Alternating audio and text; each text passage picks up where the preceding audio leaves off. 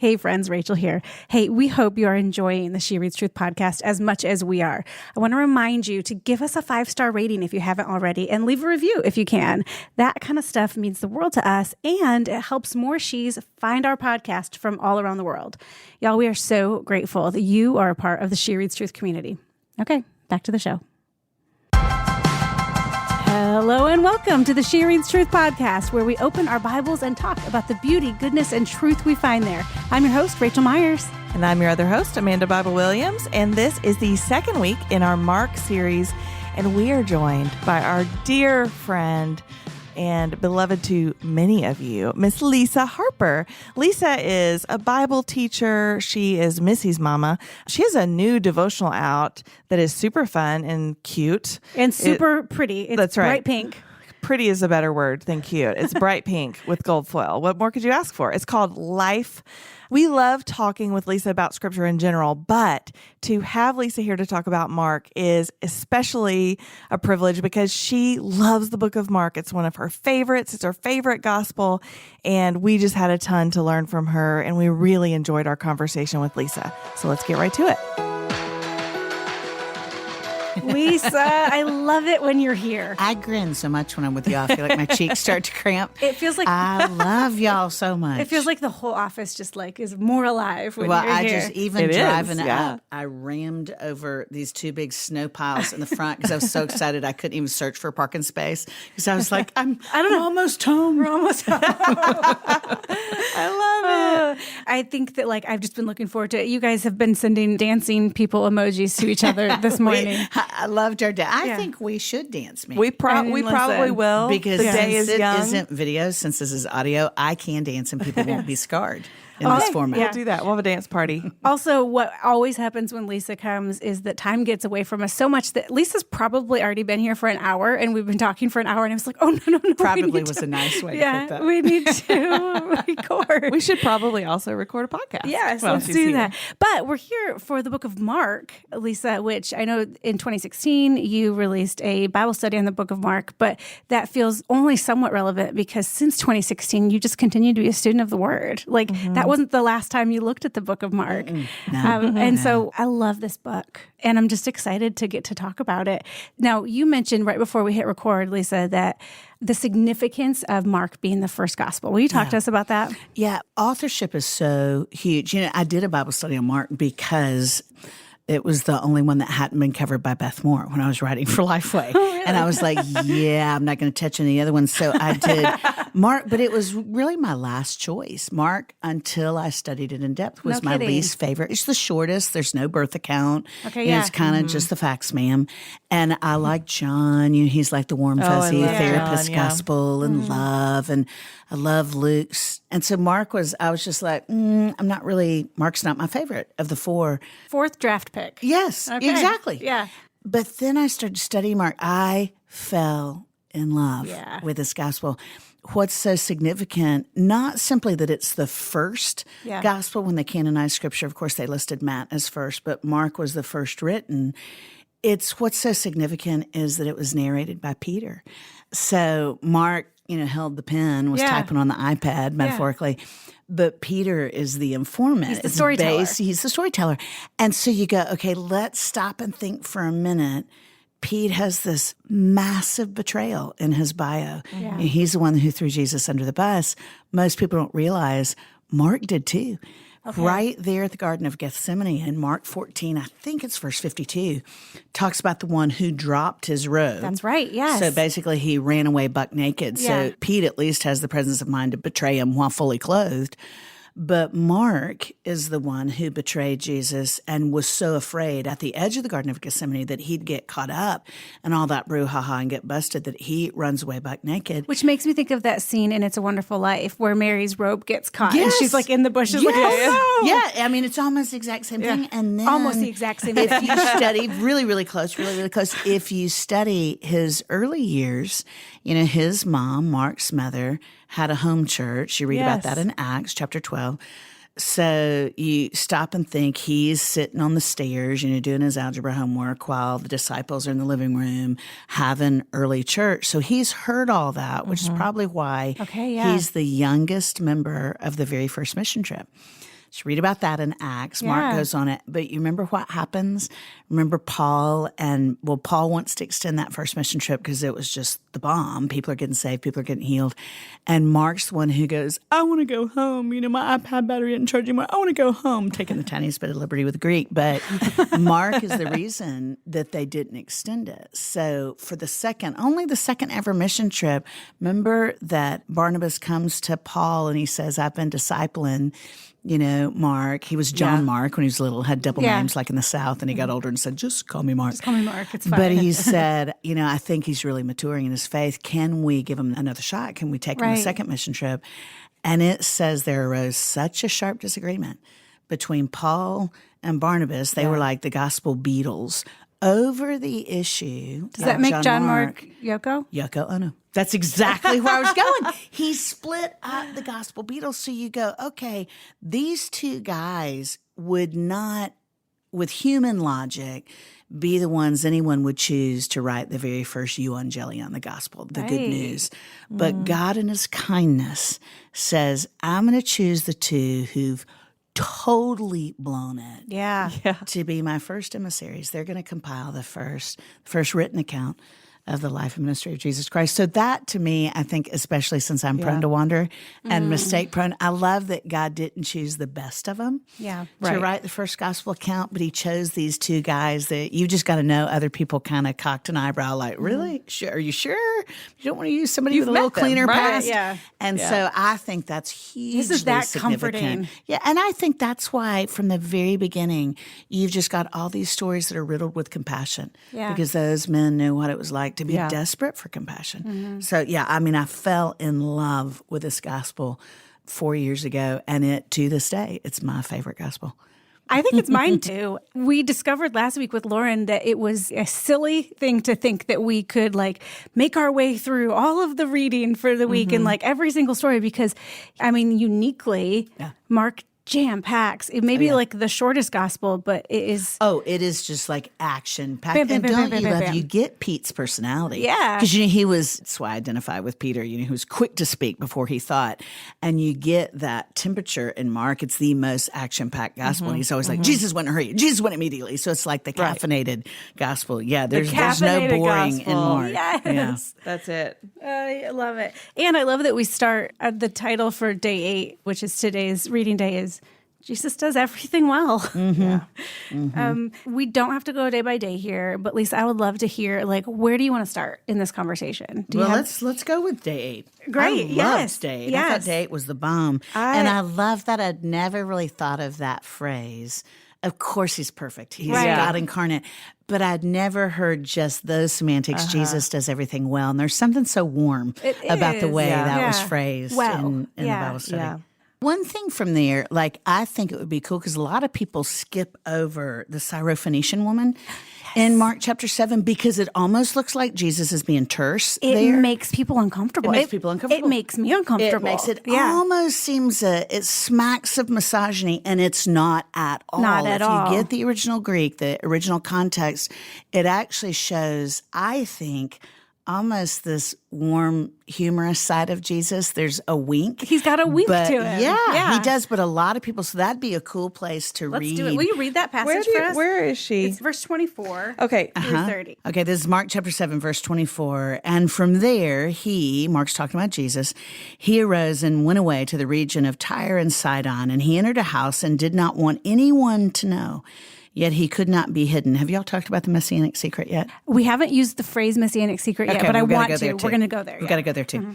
Verse 25, but immediately, there's that fast word, caffeinated word, a woman, his little daughter, was possessed by an unclean spirit, heard of him, and came and fell down at his feet. Now the woman was a Gentile. That just means a non-Jew in the original Greek. A Syrophoenician by birth, and she begged him to cast the demon out of her daughter. And he said to her, let the children be fed first, for it is not right to take the children's bread and throw it to the dogs. That's what we've got to come back for, because that kind of sounds like, oh, yikes, was Jesus being mean? But she answered him, yes, Lord, yet even the dogs under the table eat the children's crumbs. And he said to her, for this statement you may go your way. The demon has left your daughter. And she went home and found the child lying in bed and the demon gone. So many thoughts. Oh, you will start with them because I was going to go straight into Bible teacher mode. But because I think a lot of people, this is one of those passages we're tempted to go, let's put that in the closet because I'm not real sure. That just looks a little sketchy. And it's almost the exact opposite of the way it reads in the black, white, and red. It's almost the exact opposite. We studied this passage recently in our small group, and we also looked at the Matthew account. And in the Matthew account, she addresses Jesus with a messianic title. So, like, I don't remember if it's Son of God or something. A lot of people say it was basically a statement of faith. She was acknowledging that he was Adonai, the anointed one, the Christ. This woman is, I mean, it's like Rahab, you know, I'm a Gentile by birth, and yet I know who you are. I believe who you are, and I believe what you can do. So, like, that little statement from her. And of course, like, we have this theme of unclean spirits in Mark, and I want to talk about the messianic secret. Yeah. Just so many things. Gotta talk about that. But I just think about, this is the only account that I've seen in Mark that's like a remote exorcism. Like, where every other time there's a person here and he talks to the demon or casts the demon out. But in this case, it's that, like, go home, your daughter is healed. It's situation. Cool. Talk to us, Lisa. Well, to back up even more, I think probably some, especially women listening, might have winced at the, sounds like he's calling this woman a dog, which certainly seems derogatory at first read, until you go into the original Greek. And the original Greek there, I failed. I was horrible at French in college. And I know I've skipped from Greek to French, but stay with me for just a second. One of the only phrases I remember is petite, I think it was petit chien, little dog. Little dog, petit chien, yes. That's the word here in the Greek. Yes. The term he uses for dog, that's just translated dog and sounds derogatory in English, is actually a pet dog a lap dog that you would hold in your lap, kind of Paris Hilton's dog, and carry him around in a purse. It's a real affectionate term for a dog that you would give, not an outside dog that you're going to have on a leash. I mean, this is like a dog that's almost a family member. So it's almost like he's winking at her. What he's saying is, first I'm sharing the hope of glory with the Jewish nation. That's my calling, is first with the Jews. And then it's coming to the Gentiles. And with her going, but I'll take even the least. It's like the he crumbs. Winks at her and is like, oh, you're going to be fed. It's a little bit of a delay. It's not a denial. And there's just this almost an implied wink. Like he's not looking at her down his nose. He's looking at her with a grin. Yeah. And she, because of their repartee, it's obvious that she doesn't feel subjugated. See, I think that's important to recognize. It comes across in English as derogatory, possibly even disrespectful. Some would say misogynistic. Not at all. It's this warm conversation. The fact that he would even have a conversation with a non-Jewish woman shows how kind and how accessible he was, because according to Torah, he's not supposed to be talking about theology with a woman, much less a woman who's not Jewish. So I think it's important to frame that Jesus is not talking down to this woman. If anything, I feel like he respects her. Like he's like, oh, wow. He does. Not only do you understand why I can, like, you understand possibly better than my disciples also here understand. I mean, it's really, he gives her a thumbs Yeah. up at some, at some level. So, and I remember that I am a Gentile, you know, that I remember that, like, he came for me second as well. And I'm so thankful he came for me. And I will take the crumbs, and yet instead of the crumbs, I get the bread of life. Well, and we think just our human mind, the finitude of the human mind, we can't possibly comprehend the compassion of God because we think linear. We even think first, second. God is, I'm going to redeem my people. So we're not second best. That's good. The chronology of God is very different than, it's not a hierarchy of first best and second best. It's, this is my plan. And if you're putting your kids to bed at night, whoever you put to bed first isn't the child you love the most. That's just your, although that's I just am the way you get them all accused to of bed. that sometimes. Well, I know. One of the boys one time was like, why do you always tuck him in first? I was like, first of all, I don't. And secondly, what? But I think sometimes that's how we understand the love of Father God. It's like, well, why'd you go there first? And it's like, I've got you. It's good. This doesn't make you second best, but it's hard for us with our human minds to understand when he says, I'm coming for you, to not go, so they're not as important. It's like, no, the plan of God was always to redeem all of mankind. The Jews being a theocracy was also a template for this is the kind of covenant relationship I want with all my people, Yeah. all Imago Dei. So anyway, I think it was and important the there. sweetness of this being so private. Yeah. Like I flippantly was just like, there's a remote exorcism. Yeah. But to be in a public space, for her to bring her little girl who is overcome by a demon, Right. into a public space, Right. that's very difficult. And who knows how long that has happened, how long that has gone on. She's going to fight like crazy for her little girl, but she's also going to protect her. Right. And the way that Jesus honors that sort of perhaps desire for privacy, he honors that. And he's so sweet about it. He honors women. We forget the context. This is a time period in history where women are chattel. They can be owned. Yeah.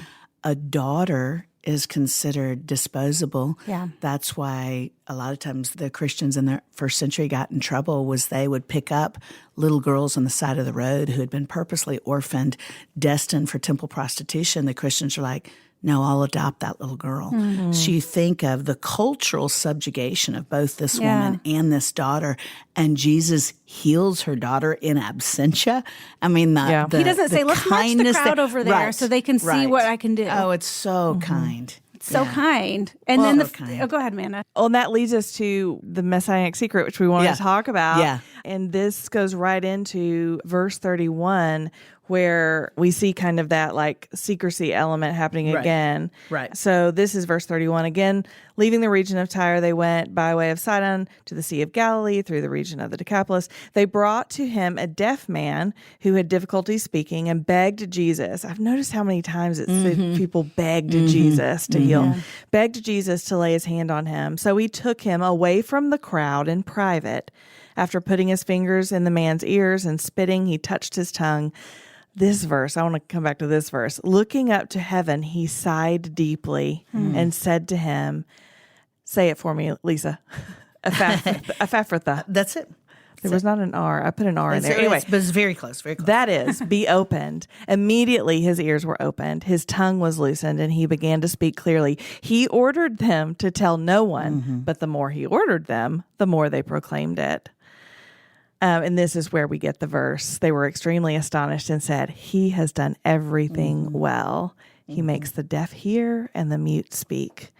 And so that happens more than once where, someone appeals to him for healing or for healing on behalf of someone else, and he pulls the person aside. Right. And does the healing. And very often in the gospel says, shh, don't tell. Don't tell. Yeah.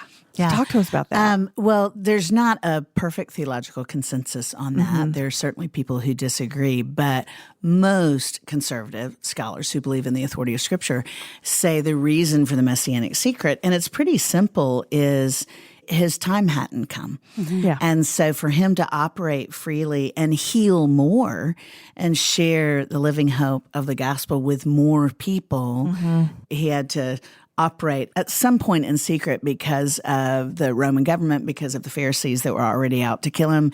And so it wasn't that there was no shame involved. It was almost a strategic mercy.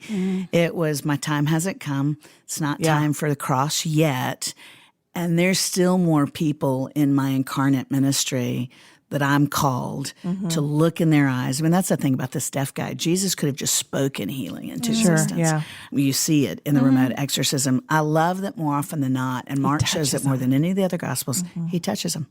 He uses his hands to heal. Even at the beginning of Mark with the leper, I'm sure y'all have covered this.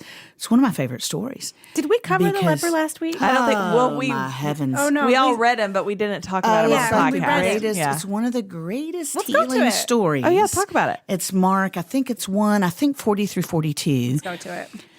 But, the leper, Going it's a rogue. short story, and golly, this one is a jewel. Yeah. And a leper, well, y'all read it because I'm reading from the ESV, so it varies a tad from the study guide. So he went into all Galilee, preaching in their synagogues and driving out demons. Then a man with leprosy came to him and on his knees begged him, if you are willing, you can make me clean.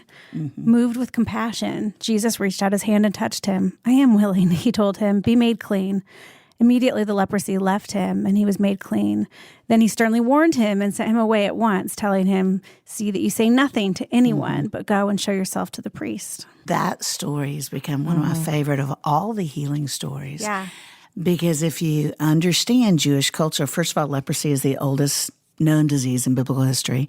And it was, y'all know, it was a horrifically disfiguring disease.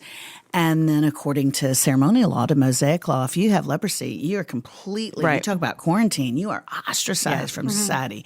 Can't be touched. Anytime you walk out in public, you have to cry out unclean. You can't tend to your hair. Your hair has to be untended. You have to wear rags. I mean, it is shaming, disfiguring in every way, socially and physically. And so this guy is outside the city wall. Jesus is coming into the city. He's not allowed in the city, the leper. So he's outside the city wall begging for alms. Yeah. He sees Jesus, and first of all, he calls Jesus Lord. Yeah. He says, Lord, if you're willing. So it's a profession of faith. Yes. He recognizes you are the Christ, you are Adonai, you're the Messiah that we've been longing for centuries. More than just believe, he repent. I And believe you're the Son of God. And he says, if you were willing, in other words, because I believe you are God himself, I know you have the power to healing, you can. but you might not want to, because I'm filthy. I'm disfigured, I'm shamed, I'm ostracized. And what's so profound here, it always just slays me. And I have some personal stuff here in my own life from shame and some of the stuff Missy experienced in Haiti. Jesus, when it says moved, you said moved with compassion. Some translations say moved with pity. Some say he was made indignant by the man's plight. All of those phrases in English come from one word in the Greek. It's splagnitzomai. That's right. Splagna is the root word for spleen. It means from the gut of Jesus. So it's not a, bummer, dude needs a good dermatologist. It's from the very core, Jesus is moved by the man's pain. Yeah. And then it says he touches the man. Okay, stop and think. I don't have to still touch disgusting. you. Yeah. He's still filthy. He's still ostracized. Jesus holds him. He could say, touch the hem of my garment. Exactly. Jesus holds him, and then he heals them. The chronology is of his compassion, because most of us would go kind of Shazam, be healed from a distance, because leprosy was highly contagious while he's still filthy. Jesus doesn't clean him up and then hug him. While he's still filthy, Jesus holds him, and then he heals the man's leprosy.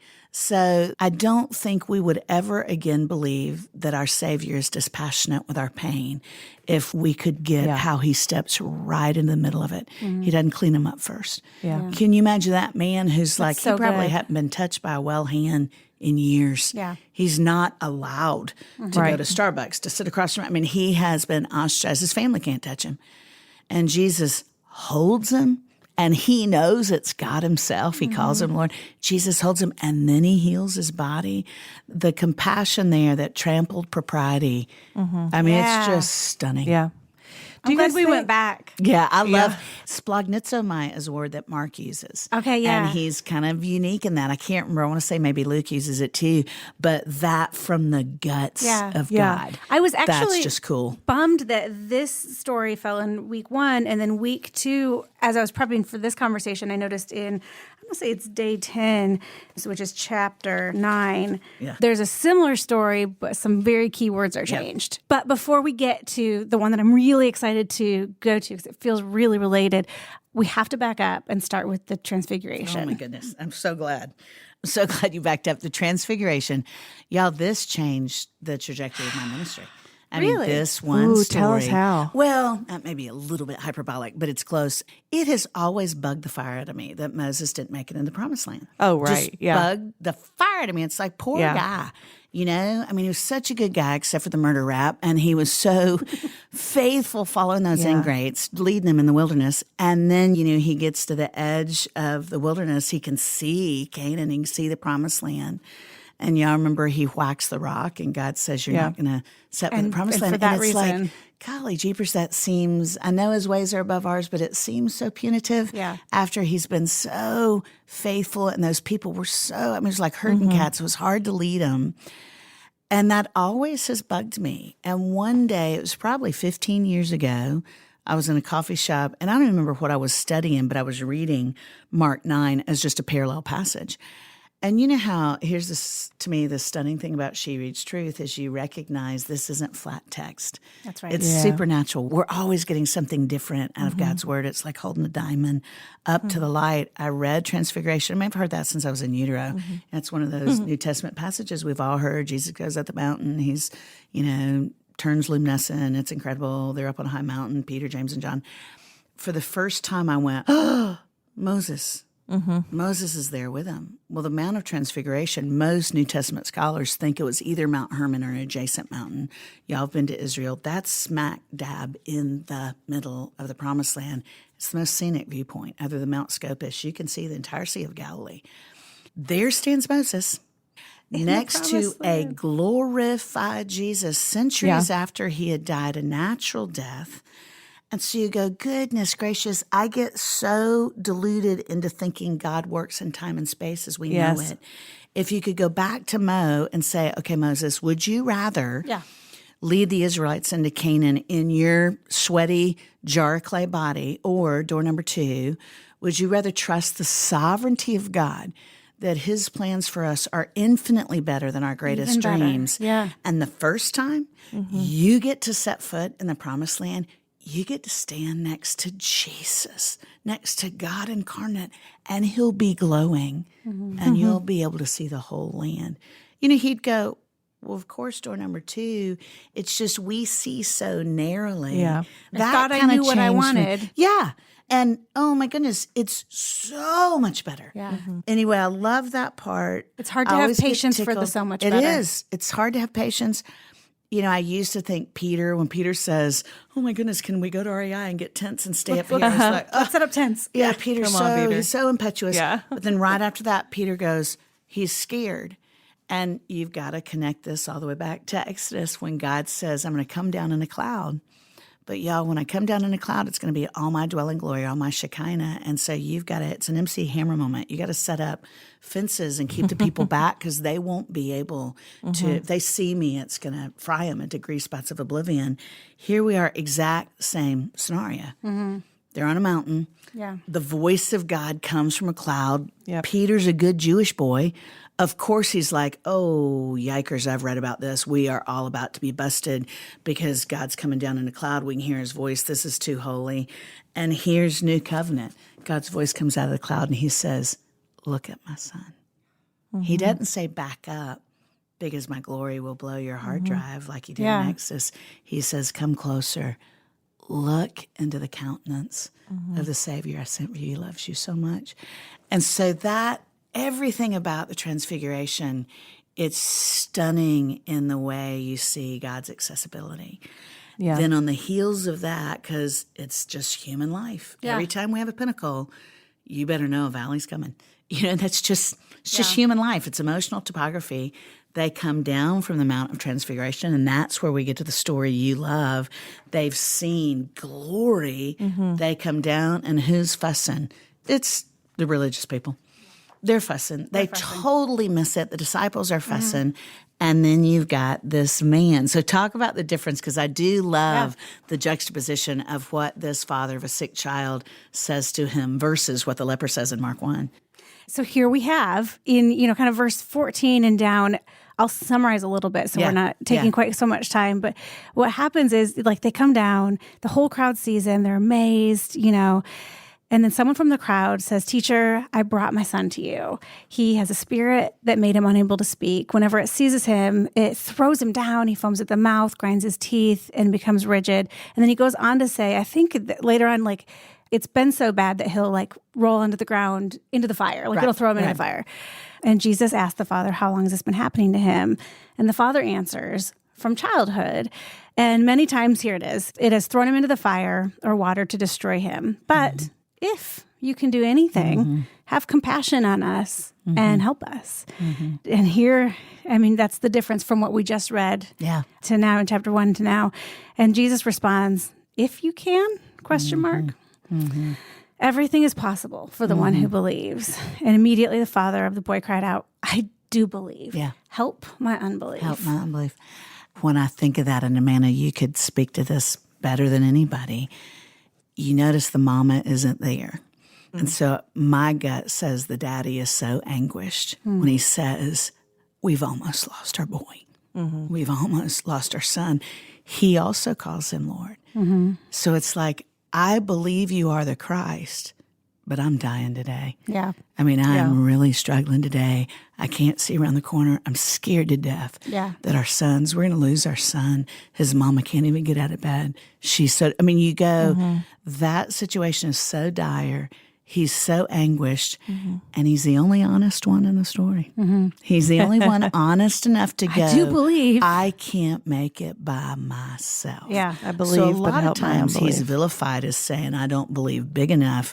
He's a hero to me to go, I believe. I'm still coming to Jesus. I'm so stinking human. Yeah. I'm so stinking human that today I don't have a she reads truth kind of faith. Well, it's today I'm struggling. It's an honest confession of every one of our condition. Absolutely. There's going to be seasons that your faith is frail. And he says that. Tim Keller, I know y'all love Tim Keller too. When I was studying this, Tim Keller said something so profound about the story.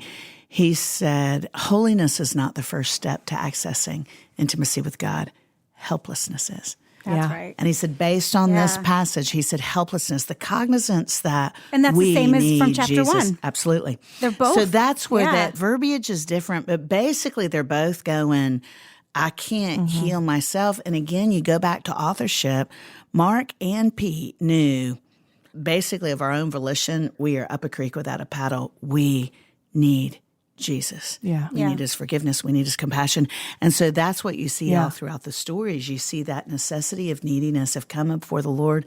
I also love the timing in this story because, it says Jesus speaks and it says, he says, you mute and deaf spirit, I command you never come out of him again. Verse 26, and after crying out and convulsing him terribly, it came out and the boy was like a corpse, so that most of them said, he is dead. Yeah. And you stop and think, because I think I've been to conferences like this where people are like, there you go. They got all nutty about Jesus. And they should have just saved some, should have been some in reserve. Maybe they should have used some peppermint oil. Y'all are nuts. You shouldn't give it all away. Because at first it looks like the boy's gone from bad to worse. First it looks like, okay, he had epilepsy and he's got some scars, but now your boy's dead. And the daddy doesn't equivocate there. And so, of course, Mark doesn't say this, but in my imagination, you've got this father who is so preoccupied with the compassion of Christ that he doesn't go, well, golly jeepers, I thought you were going to heal him, and now you made him worse. I think my boy's dead. He doesn't equivocate. And we don't know how much time passed between that verse and when it says, then Jesus took him up by the hand. Could have been a minute, could have been 10 minutes. And you've got this peanut gallery going, oh, well, he's dead now. He's dead now. A lot of good that did you, pouring your heart out to Jesus. Everybody's like, and it's that in between of it looks like it got worse. Because, our culture says, run to the altar, tell Jesus you're going to change your life, then everything will get better. You'll get tight skin, high metabolism. Everything's going to be hunky-dory. If you pray hard enough for Toby, boom, he's going to be out of hospital the next day. It's that in between, I think, where we really experience the deep compassion of Christ when we go, I can't fix this. I can't redeem this. I'm going to stay right here in the presence of Jesus. And then he raises the boy up by the hand. And even the disciples go, how did you do that? Yeah. And he goes, y'all forgot that the power comes from me. You forgot to pray. Yeah. You can't do anything apart from me. He's so kind in his, it's only him who can bring healing and forgiveness. But he's so kind in it. He's so generous with it. It's just, I think it's really hard for us to say, I can't do it by myself. Yeah. So what about for our friends who are listening who maybe have read this story before or are hearing this for the first time and they hear this line from Jesus and they hear Jesus say, if you can, Right. everything is possible for the one who believes. So for somebody who's hearing that and going but wait a minute, I didn't get my miracle. Right. Which ties really, I think, pretty directly to the conversation we just had about Moses. Absolutely. Well, that's absolutely it. You should go there because I thought they're bookends. Yeah. I think that's why Mark and Peter, who's narrating, give us these stories together. In order. Because I think the context of Moses did not get what he wanted in his natural life. And now look at the intimacy between Moses and Elijah and Jesus.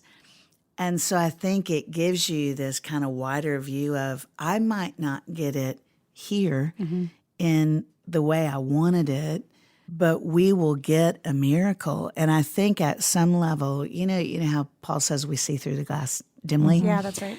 I think at some level when you wait, that glass, the blur, kind of gets a little clear. All those days and hours you spent waiting, hoping God would, Toby would get out of the hospital. Yeah. And you go, man, the presence of God in my desperate, I can't fix this, the presence of God that carried us, it gives you a framework for needing God, for understanding God, for believing God that's bigger than time and space. Yeah.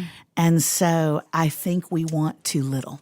I think we settle for too little when we go, if I could just get it my way, this way, in this time frame. If you really believe God is good and you really believe he's always been in the process of redeeming us, of restoring us, of mitigating evil, then redemption is his specialty. Redemption, it is, and it's always been about redemption. It's always been about restoring us. That's right. Into a right relationship with him. Then we have to be people who believe, even when I can't see around the corner, or I'm stuck, or I'm in a valley, I don't know how he's going to do it, but what he has for my life is good. And so there is not a false optimism, but there is a living hope. Yeah. If you know Jesus, that you go, yeah, this may be really cruddy. I mean, I don't know too many people who would say, man, 2020 is my favorite year ever. Right. There was a lot of loss, livelihood, lives. You can't say, I love walking in the dark, but you can say, my God is a light, and I'm going to keep walking, and I'm going to keep looking to him, because I don't know how he's going to do it. I don't know when he's going to do it, but he is a redeemer. Yeah. A lot of times we don't know how to ask for more than door number one, or we don't want anything but door number one. Because we're comfortable with door number one. Or we just don't know what else to ask for. And like I said, when we were talking about Moses, it takes a lot of patience. Yeah. Well, and potentially a life of patience. I love how Eugene Peterson, he likens obedience to a long walk in the same direction. That's right. Yeah. And I haven't learned that yet. I am 57 years old, so, most of my pants don't have zippers. I've been walking with Jesus since I was 5 years old. Tickle me. And I'm still in the process of learning to trust him, to trust him with everything. So that's why I identify with this daddy. Yeah. And there have been seasons when my own daughter was sick, and my faith was weak because I thought, Jesus, I've done the bargaining with God, things I know better, things I have taught against. But when it comes to my own child's health, I identify with this dad going, okay, I believe, but you got to help me in the places that my heart is weak right now. Well, that's just the Christian life. Yeah. And I think unless we're just not being honest with ourselves, that is the Christian life. I believe, help my unbelief. It is. Yeah, absolutely.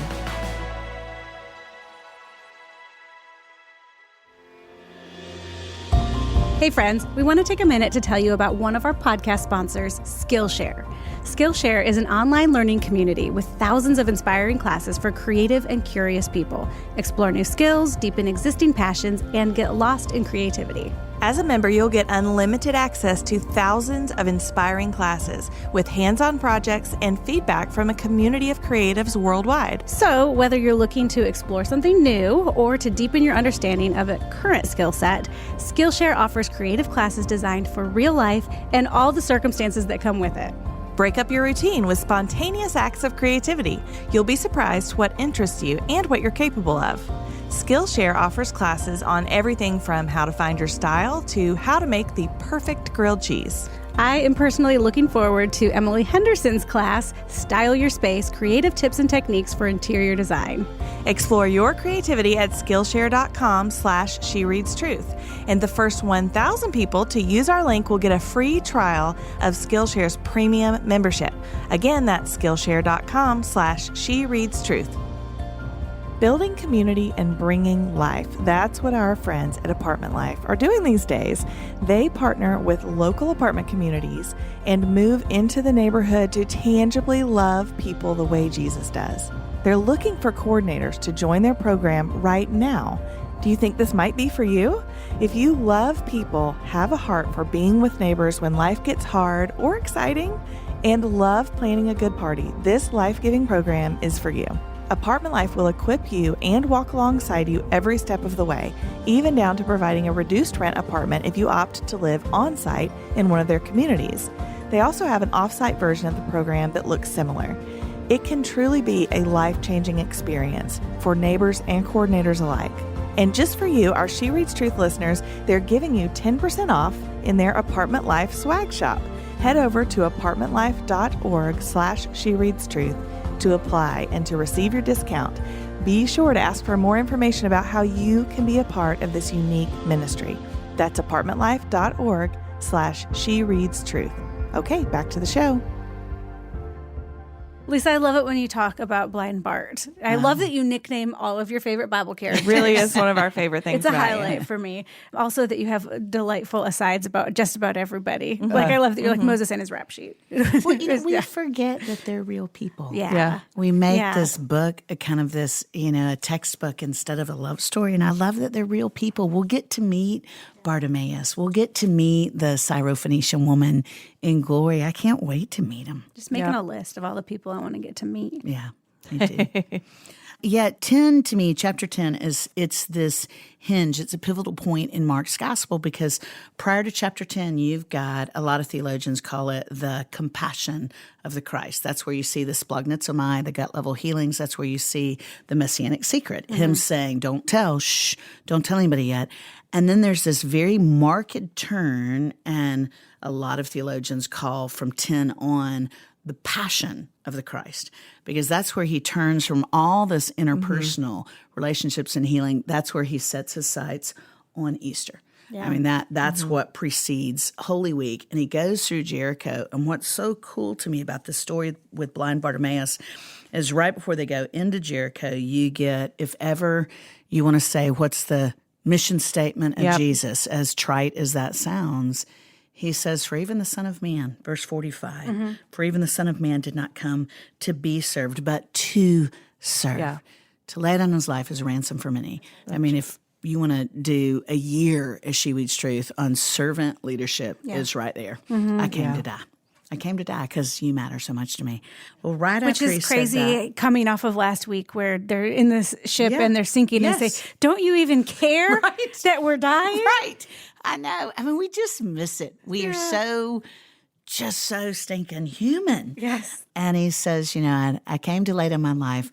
They go through Jericho. Stop and think if you knew you were facing your own murder. Right. He knows exactly what Passion Week entails. He is omniscient. He knows exactly what's around the corner. They have this last pit stop. And it's not coming for him. He's going to it. He's going to it. That's right. He's laying down his life, just passion. like you read. He's going to it. He's very purposeful.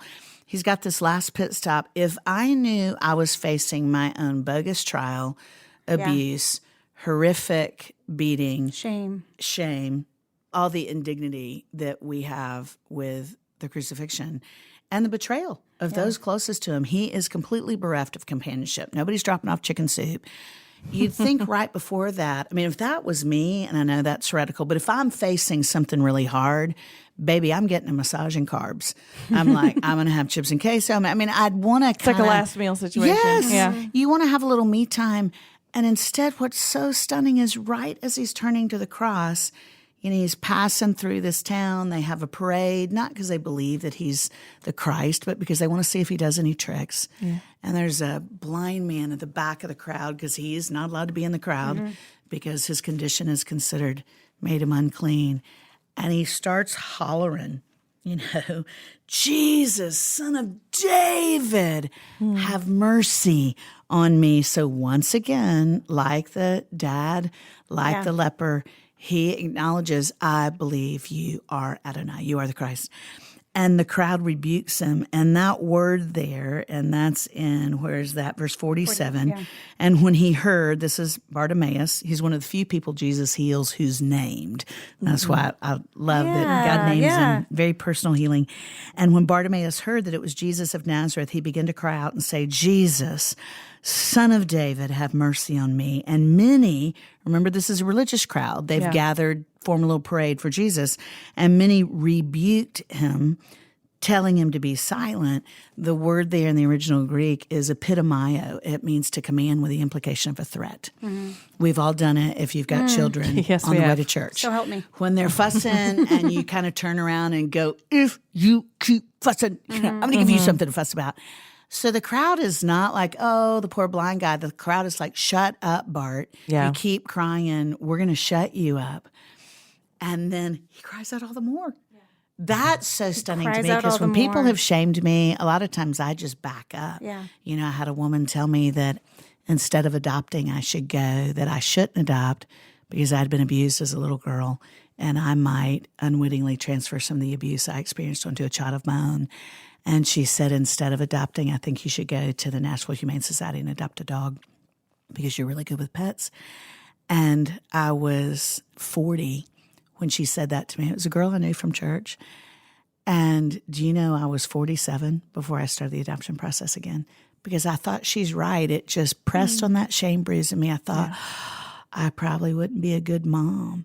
And so the fact that he cries out all the more, he's more interested in Jesus than he is in the approval of the people around him. That just slays me because I wasn't that faithful. And then Jesus stops. That's like one of my favorite verses in Mark. Jesus stopped. And then Jesus stopped. Verse 49, he's headed to the cross. He's headed toward Easter. Effectively, this might be just a tad of liberty, but I think it's safe to say he put Easter on pause for this one guy. Nobody else will give him the time of day. He's considered unclean. He's at the back of the crowd. They've tried to shut him up. And Jesus says, bring him to me. And so when he's just so he's present so with the people. kind. Like, He's so kind. And he heals. He's a shepherd. And he's a compassionate shepherd. We're never an interruption to him. Yeah. Bring him to me. And then he says, what do you need? Man, there's a lesson in that we would actually trust Jesus enough to go, here's what I need.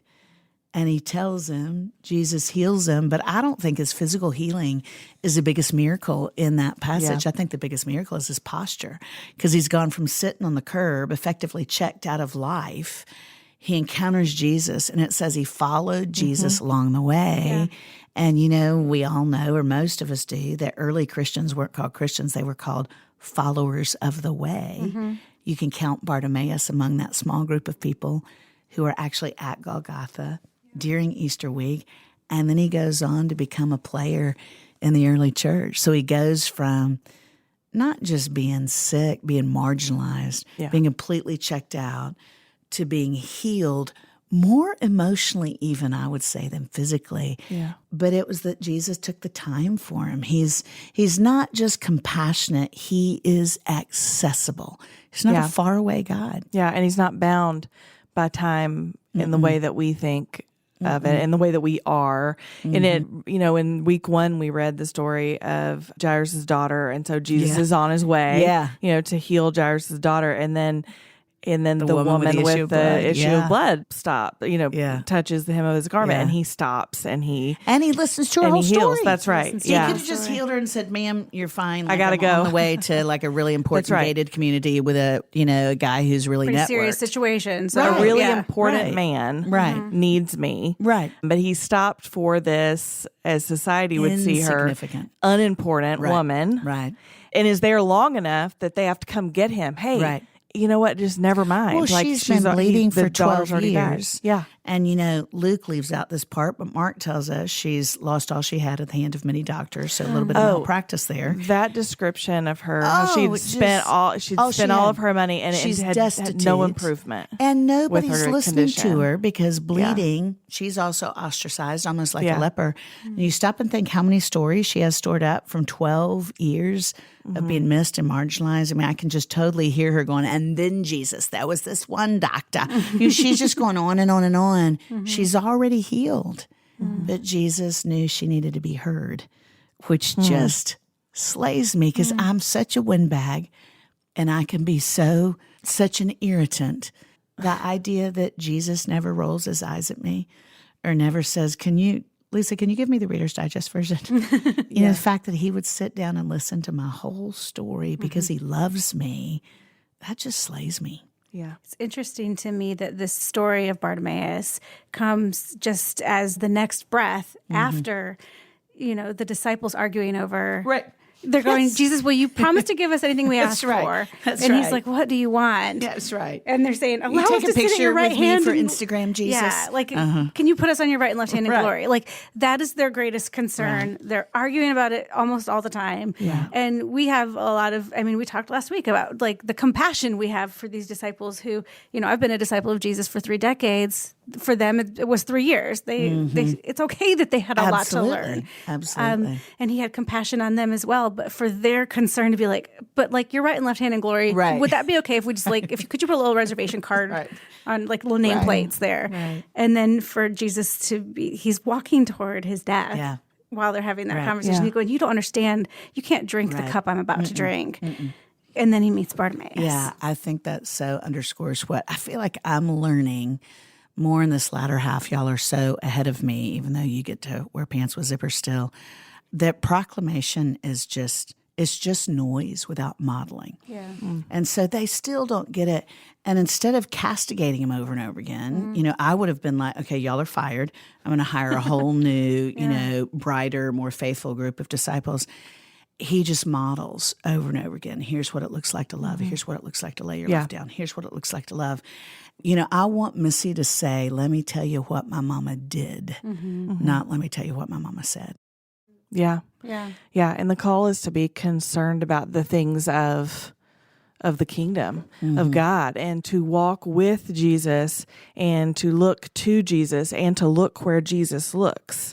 I see this theme all through Mark, but as we wrap, I'm thinking about Mark chapter 8.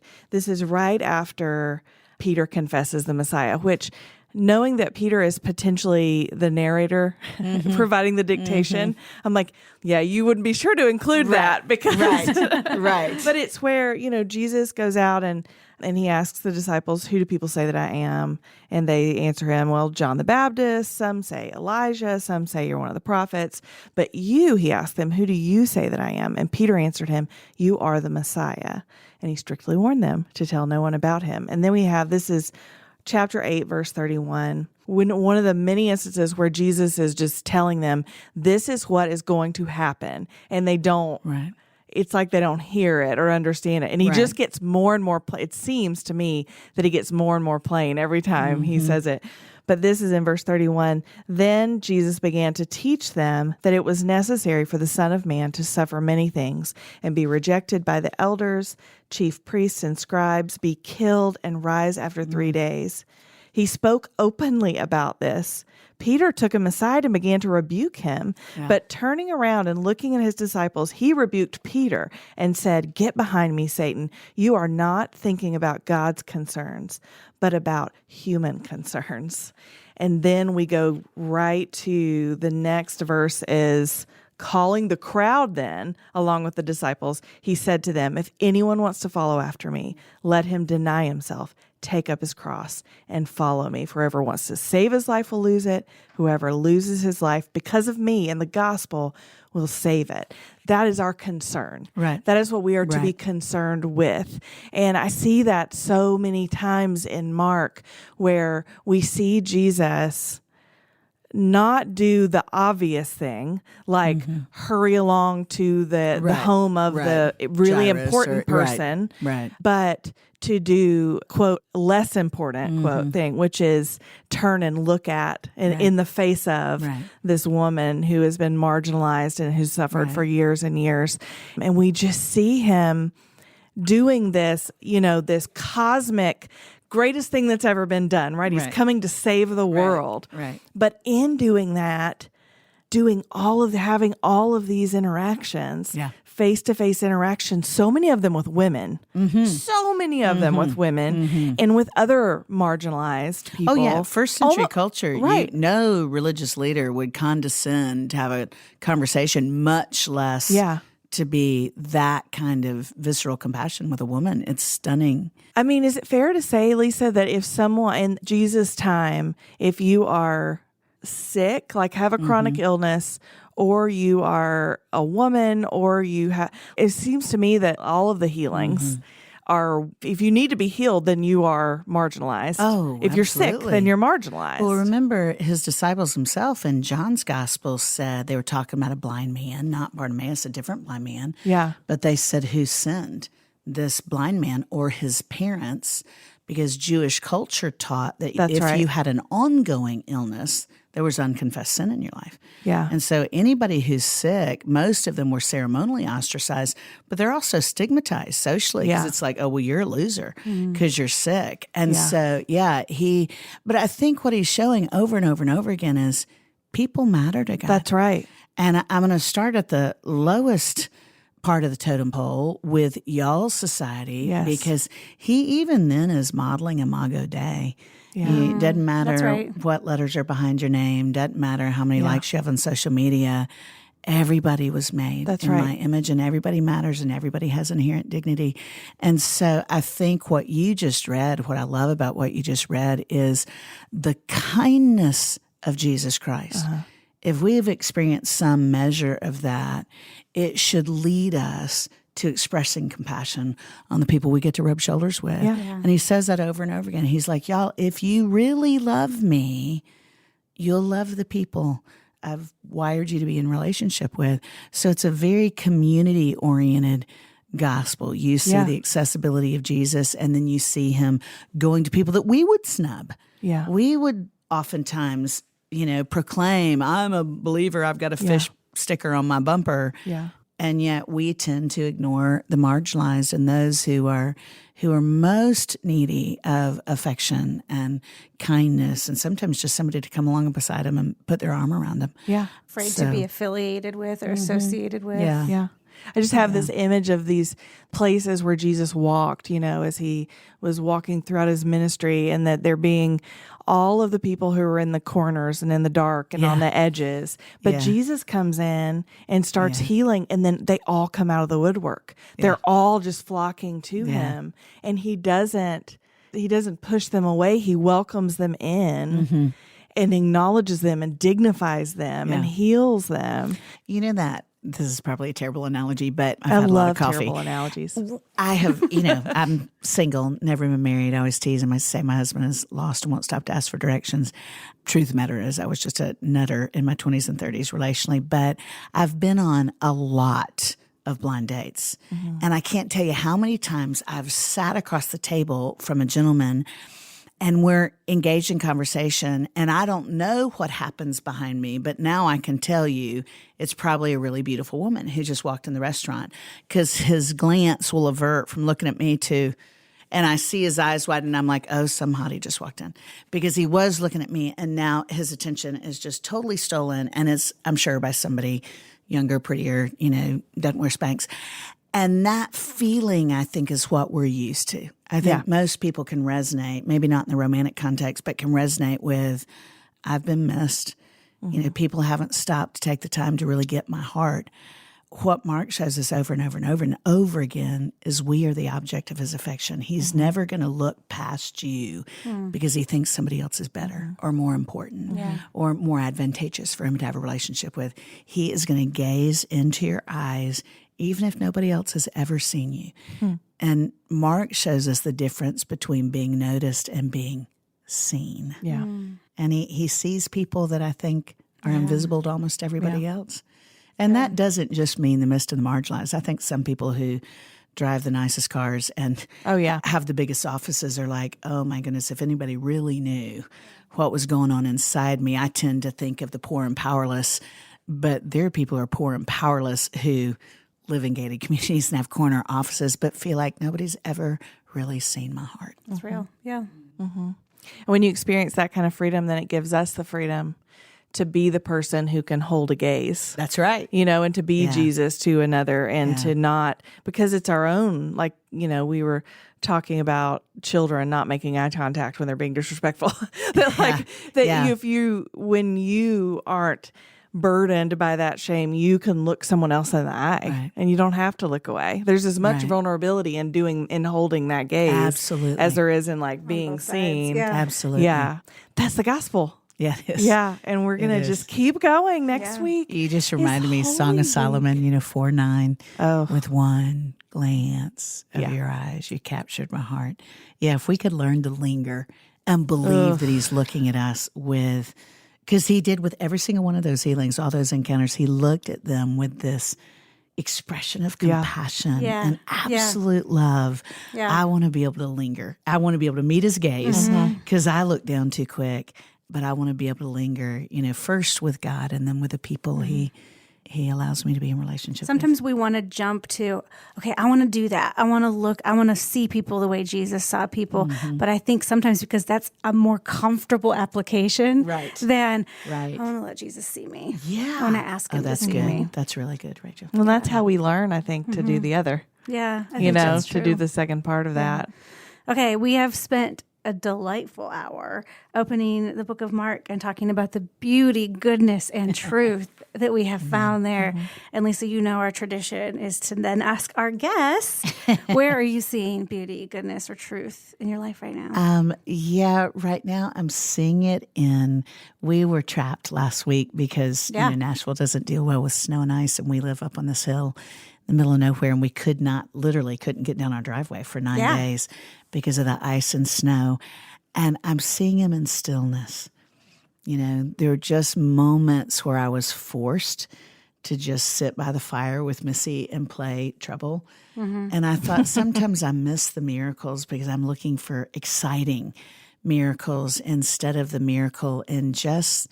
I think sometimes I would see it as mundane. Yeah. And that miraculous learning to sit still is where I'm also learning to lean into his embrace and not wriggle out so quick. Tend to be a doer and kind of a helper, and I'm learning to linger. So I would say I'm seeing beauty in my own lack of busyness. That is beautiful. That's good. That learning to linger, I'm going to hang on to that for a little bit. We are wrapping. So y'all, if you're listening to this on the day it's released, you are stepping into the second to last week of our Lent series. I can't believe we're already here. Next week is Holy Week. And so this coming Sunday for y'all is Palm Sunday. And on Monday, we'll release an episode, a conversation with my pastor.